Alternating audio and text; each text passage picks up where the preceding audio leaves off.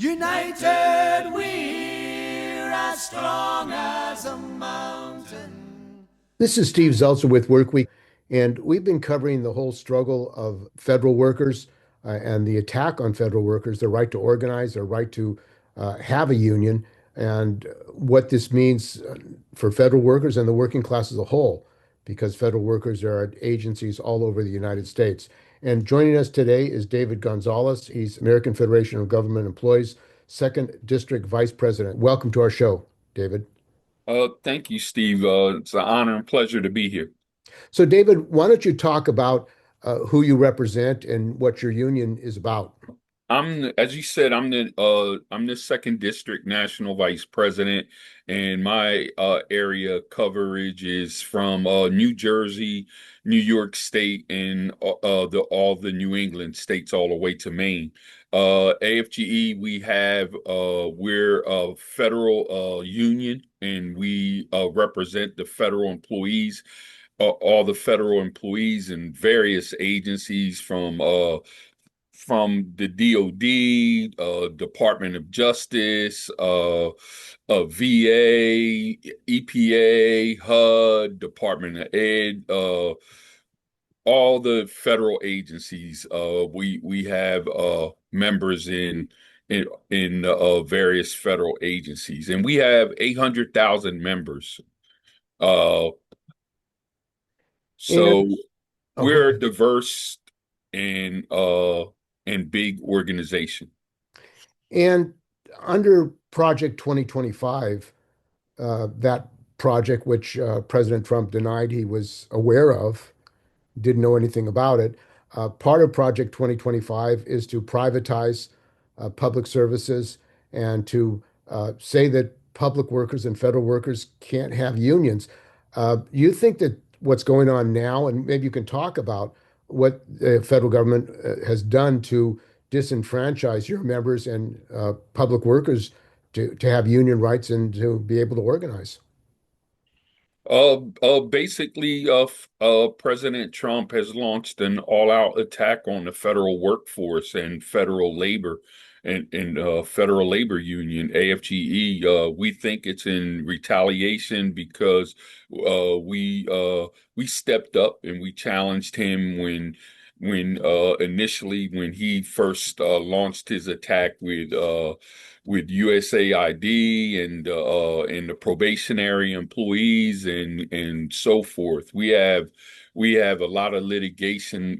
Still have some litigation pending currently against the government, against the Trump administration, and we just think that it's an all-out attack on the federal labor union, our union in particular.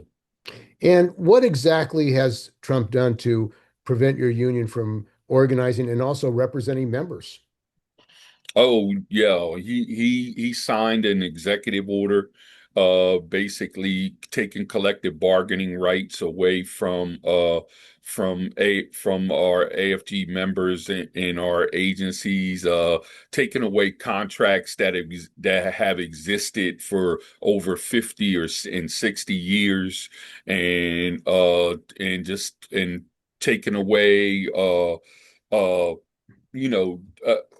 attack working conditions and conditions of employment that go against labor statute, against federal law, and so he's done quite harm to our members. And what does that mean specifically, taking away labor protections as far as working on the job and that the conditions that you have? Oh, sure. He's taken away, for example, he's taken away policies or negotiated agreements between agencies for, let's say, using seniority for getting annual leave and things of that nature when they put in for their annual leave, taking away sick leave procedures, taking away holidays and negotiated holidays and things of that nature, taken away all kinds of various rights that were bargained, and processes that were bargained with these agencies on behalf of federal employees. And also, I understand they basically de-recognize the union. And if you're try to represent workers, what does that mean? What does that entail now that you're not the bargaining agent according to the government? Uh, he took away the contracts in these unions, so now in these agencies, so now the agencies don't have to adhere to a collective bargaining agreement. So, for instance, they don't have to use seniority. I spoke of seniority for annual leave. They don't they can make up their own processes for just the simple thing as putting in for annual leave in a department. And how is this connected with DOGE and what Musk has done? Because a lot of your members have been terminated, probationary employees. How has that affected your membership? Oh, morale is low morale is low throughout the federal government, and federal employees are scared.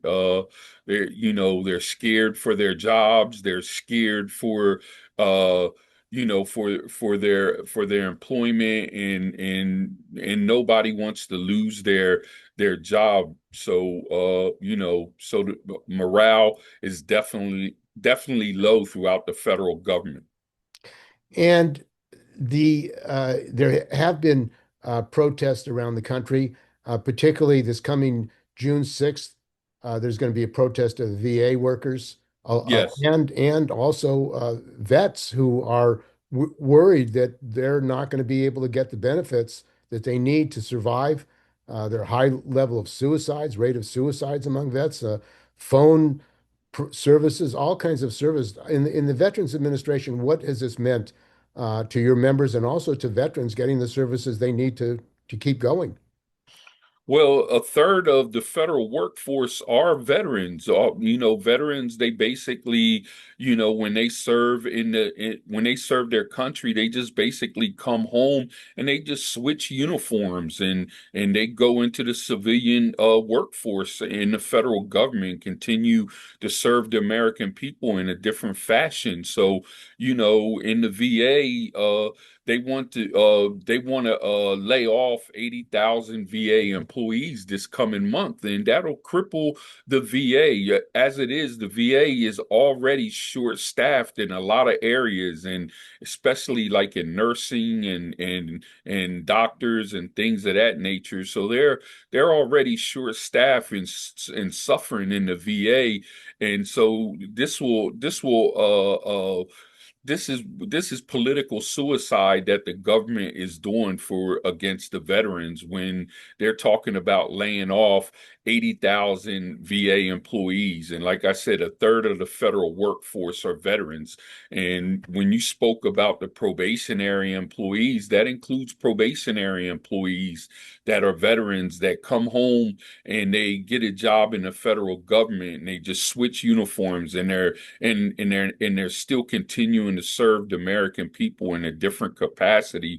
And to come home and to lose your job like that, after serving your country, and instead of paying a debt of gratitude to our veterans and treating them with the reverence that they deserve, and to be revered for their service and their sacrifice, they come home to this.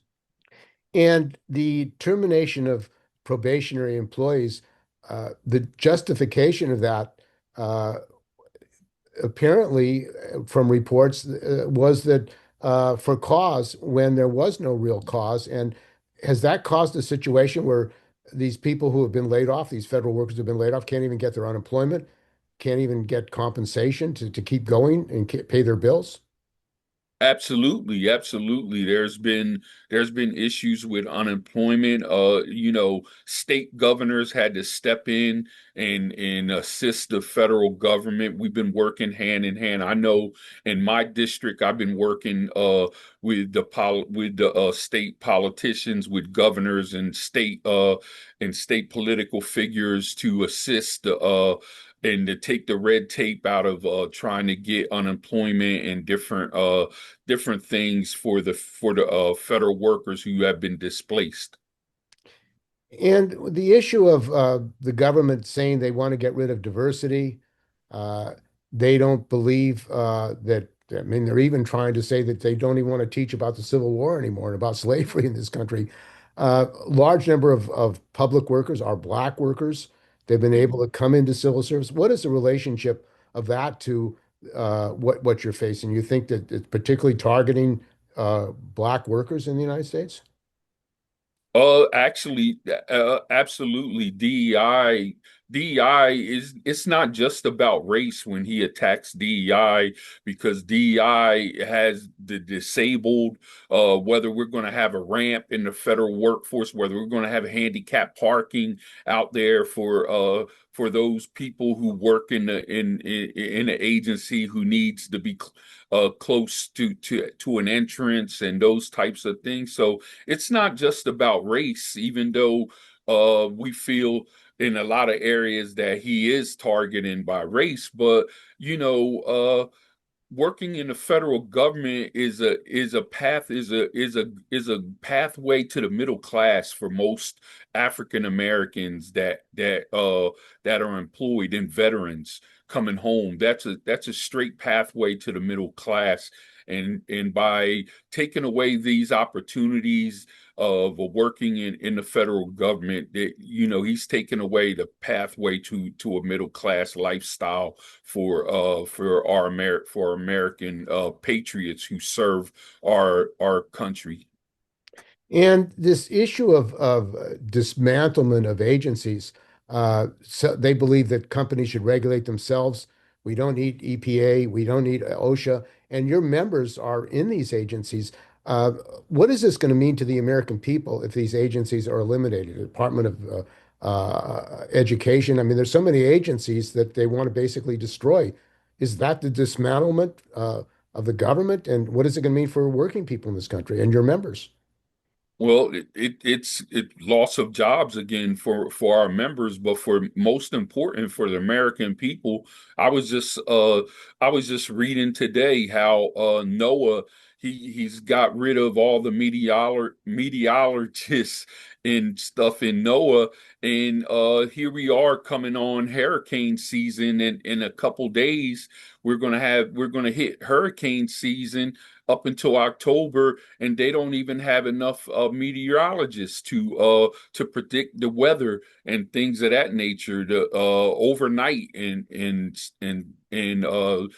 to work overnight and monitor the weather for tornadoes and hurricanes and things of that nature. Just an example, he's getting rid of science. People who are working on cures for cancer and when he's dismantling these agencies, people who help with poverty, programs that help with poverty.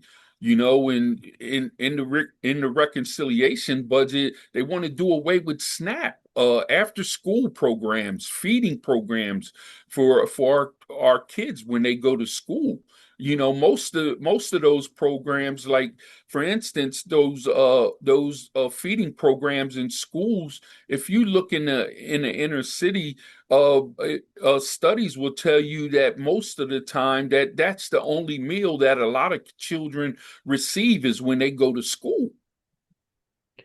And we have, as you were saying, a major hurricane season. They expect possibly eight, nine major hurricanes in the United States, particularly in the South, Texas, Florida. And yet FEMA seems to be on a destruction mission under the administration. What is this going to mean without FEMA for these states that face hurricanes, for the working people, regular people, cities, communities? Who are already suffering. In North Carolina, they're still trying to recuperate, it seems. Exactly. I mean, the administration is basically saying, fend for yourself, America. do your own thing. When you don't have FEMA to help and aid and assist with housing, with temporary housing, with food and stuff, when you know if you have a hurricane or a big tornado or some or a fire like out in the West where they always have wildfires and things, they're wiping out whole communities. So now you don't have FEMA to assist with temporary housing and medical and the things of that nature that the American people will need when they're suffering during a catastrophe, weather catastrophe like that. And it's just disgraceful how he has upended that and came with the mentality, like I said, to fend for yourself. And Congress is supposed to be about legislation and oversight of how agencies are supposed to be operating. Have there been any hearings in Congress about the effect of the downsizing and demolishment of these agencies? In my opinion, Congress has given up their right. There's supposed to be three equal branches of government. If you go by the American civics, right? There's three equal branches of government, and Congress has just given up their rights to any oversight of the executive branch. By placating to all of his wishes, the Republican Congress. And it's a shame because when you talk to these congressmen and senators sometime behind a closed door, they'll tell you that they're not in favor of some of the things that he's doing. But when they get to the floor and they have to vote, whatever the president says goes. And also, you have a situation, for example, in the FAA with the airlines where they have not hired enough air flight control operators. They have to close down because they don't have enough operators. They have more accidents, less oversight of these agencies. It seems like we're heading towards a major catastrophic situation in our airports. Exactly. The FAA, for example, they were already short-staffed. The FAA, they needed people. They were in a situation where they needed more people to be on the work in the workplace. And so now you put a freeze on hiring. That was one of the first things that the administration did when they came in. They put an executive order putting a freeze on hiring in the federal workforce. And so, and then now you have these catastrophes. You get rid of collective bargaining rights for TSA, the people who makes our sky safe and things of that nature. So now, now they're not able to be unionized and be respected in the workplace and things of that nature. So he made us less safe when we travel now by some of the things that he's done. And your union has had some rallies. It seems that uh, you're talking about a large number of workers, a large number of federal workers, and also in the labor movement as a whole, public workers, federal workers, that's the highest level of unionization in the workforce. You think part of the aim of Musk and the Trump government is to basically destroy the labor movement? I do personally. I do. I think that. I mean, besides one of the first things that the administration did when they came in, besides dismantling all the third party, all the the FMCS, the Federal Mediation Conciliation Service, and stuff. They attempted to get rid of the and the National Labor Relations Board person. And so I think that it's an all-out attack on labor. If you follow Trump's business history, he's not fond of unions. And the workers, I mean, if they're successful, as they were with PATCO, for example, when they broke the PATCO union, it had a devastating effect on the rest of the labor movement. because Absolutely. other employers use that defeat to say we can do whatever we want. The UAW, the Teamsters are trying to organize at Amazon. They're trying to organize auto plants, but it seems if they destroy these agencies like the NLRB, Federal Mediation Board, there aren't going to be an election. So say we're not going to have elections.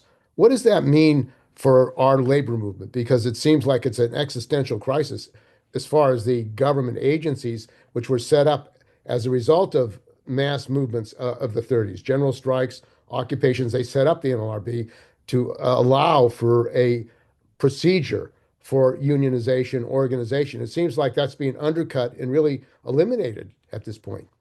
Yeah, I mean, and the bad thing it is it's being eliminated by executive order, not even through legislation, through law.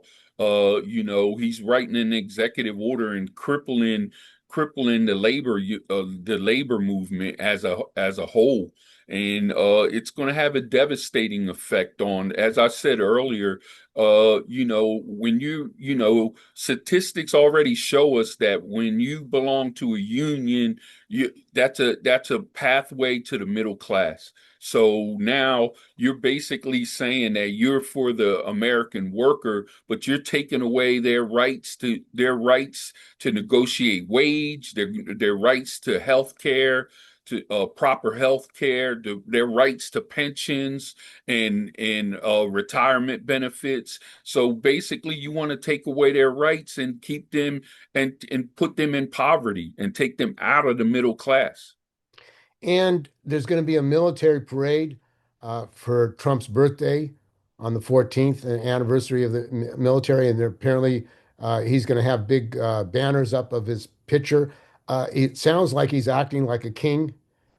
He told groups when he was running, if you vote for me, you won't have to vote again. Yep. Are you concerned about a dictatorship in the United States and also a situation where they even eliminate elections? Absolutely. Yeah, as an American, we all should be concerned about that. We live in a democracy, and I'm a military veteran myself. I served in the military, and I was in the Navy, so I traveled abroad. I deployed abroad a lot, and so I've had the opportunity to see how some of these other countries in Europe and Asia and how they live and how they operate. Their government operates firsthand, and there's no place like a democracy like home where you have free speech and we have our constitutional rights and things of that nature. So yeah, so as an American, we should all be very concerned about that. And the Supreme Court has ruled previously that the president, if he declares it an official act while he's president, can do pretty much anything he wants. Is that basically a go-ahead for him to do all these things? It seems that the Supreme Court has basically allowed him to act pretty much unimpeded. Absolutely. When the Supreme Court ruled that because he's president that and it took away his rights, his obligation to follow the law and to be held accountable, and if he did, even as president, that opened the door for him to do all of these other things, and that's my personal belief. Now, of course, if federal workers are uh, attacked and their unions are derecognized, that's going to spread to the rest of the working class.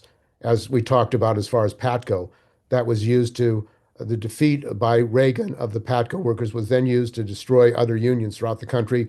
Employers, bosses said, we don't have to negotiate, uh, take a hike. Yeah, basically.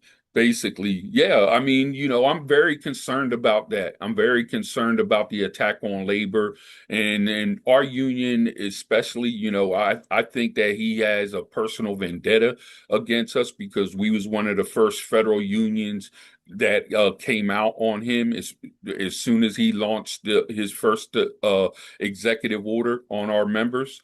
And as we tell our members, we're not going to go nowhere. We're in this for the long haul, and we're in this fight to the end, and we're not going to give up. We're not, and that is the whole cry of the whole labor movement. The labor movement has been phenomenal, supporting us. All the labor movement, whether it's the Teamsters IBW or CWA or all ASME, all our other labor partners out there.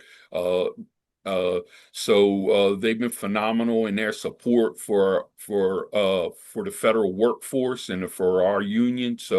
We're in this for the long haul. And I mentioned earlier on June 6th, the rally that's going to be held for the veterans and to protect VA. My union, the CWA, I'm in the Journalist Union News Guild, is sent out a notice. The CWA sent out a notice saying that we should support this. Veterans who are CWA members should go to that rally. And it seems like there's the organized labor movement, the AFL-CIO, is supporting this rally to support the Yes. vets. And you think all workers should be there? All working people should mobilize for around saving the VA and defending the vets? Absolutely, absolutely. That is an honorable cause. I'll be there, June the 6th. I'll be there in DC for the rally for our veterans in support of our veterans. As I said, I'm a disabled veteran myself, and I'm going to be there. And everyone should be there if they can, especially our veterans. We have to fight for our own cause, and this will be a way that we can bring awareness and let people know that we're not taking this, and that we're in this to the end, that we're not going to go nowhere as a union, as labor or as veterans. And one of the things about these attacks by Musk and Trump is that it seems like they're attacking everybody. Government workers, healthcare workers, Medicaid, destroying Medicaid, educators, teachers, black people, brown people, the racism that they exude. You think he's uniting the entire population? It seems like not only is he uniting people in this country, he's uniting people internationally, Uh, politically. Yeah, I mean, absolutely, absolutely. He's came in with a lot of executive orders. He's ruling by executive order. As you see, there's not meant much legislation that was able to put through. So everything that he does is through executive order. And yeah, so he's launched a lot of attacks on the American public and especially labor. So, how can people find out about your union and what your union is doing to build support, to defend public workers, defend your rights as workers, as trade unionists, and defend the rights of the public? Because if you're destroyed, it's going to hurt the people who use government services, obviously. Absolutely.